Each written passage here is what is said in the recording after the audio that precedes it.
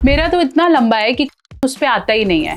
सबसे कॉमन बहाना लड़कों का है ना लगाने का। क्या आपको पता है कि अलग अलग साइजेस में आते हैं? फ्लेवर्स पता है, वैरायटी पता है, बट साइज के भी आते हैं भाई साहब। अगर बहुत ज्यादा लूज होगा तो भी दिक्कत है, और बहुत ज्यादा टाइट होगा आपके ड्रेस पे तो भी प्रॉब्लम है। तो चलिए आज बात करती हूँ कितने कितने साइज के आते हैं, ताकि आप अपने लेंथ के हिसाब से सही तरीके का खरीदें। इंडिया में कितने साइजेस अवेलेबल हैं, पूरा डिटेल में बात करूंगी। ये वीडियो प्लीज ज़्यादा से ज़्यादा लड़कों में शेयर करें, और ये जो इन्फॉर्मेशन है ये सबके लिए बहुत ज़्यादा ज़रूरी है। डेमो के साथ समझाती हूँ कि लूज करने से क्या दिक्कत रहती है। चलिए शुरू करेंगे। वीडियो को ज़रूर शेयर करें और बेल आइकन प्रेस करें ताकि ऐसा कंटेंट आप मिस ना कर पाएं।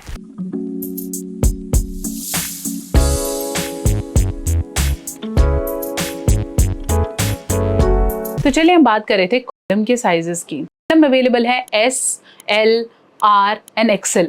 ये सब इंडियन मार्केट में कॉन्डम के साइज अवेलेबल हैं। लेकिन होता क्या है कि जब हम केमिस्ट के पास जाते हैं, पहले तो हम खुद ही इतने परेशान होते हैं। हम उसे बोलते हैं कि कॉन्डम दे दे, वो आपको ऐसे दिखता है तो आप डर जाते हो। आप खरीदते हो, आपको पता ही नहीं है आपने कौन सा खरीदा। कभी कभार आप फ्लेवर्ड खरीद लेते हो, लेकिन चाहिए आपको के लिए तो आपको नॉर्मल चाहिए। आपको टाइम बढ़ाने वाला चाहिए लेकिन आप नॉर्मल लेके आ गए। आपको फ्लेवर्ड चाहिए था क्योंकि आपने ओरल करना था तो आपने नॉर्मल ले लिया, तो अजीब सी दिक्कत आ गई। तो definitely your condom size and condom type is very important. अब दिक्कत क्या है, एक तो हम कॉन्डम से डर इतना रहे हैं, तो उसके अंदर क्या वैरायटी और क्या नीड है उसके बारे में कोई डिस्कस नहीं कर रहा है।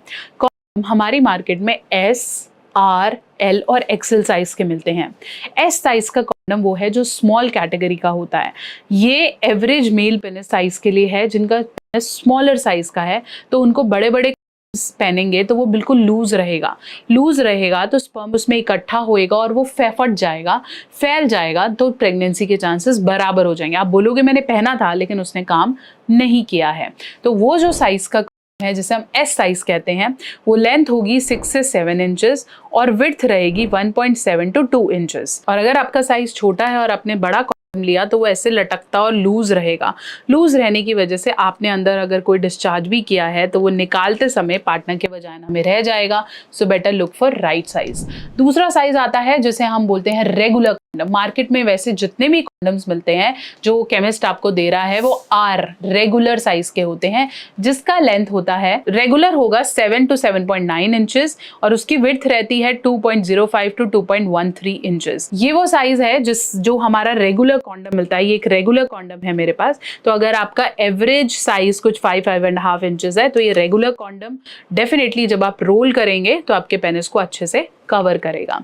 अब मैं बात करूंगी लार्ज साइज की। अगर आपको लगता है कि आपका साइज नॉर्मल से थोड़ा सा ज्यादा है तो आप L का कॉन्डम भी ले सकते हैं। L का लेंथ रहता है फ्रॉम 8 to 8.5 इंचेस और विड्थ रहती है 2.13 to 2.3 इंचेस, मतलब चौड़ाई। इसके अलावा एक्स्ट्रा लार्ज कॉन्डम भी मिलता है जिसकी लेंथ होती है 8 इंचेस प्लस। मतलब अगर आपका पेनिस साइज 6 इंचेस के आसपास है तो आपको 8 इंचेस वाला मतलब XL वाला कॉन्डम लेना है, जिसकी विड्थ या मोटाई रहेगी 2.3 इंचेस से ज्यादा।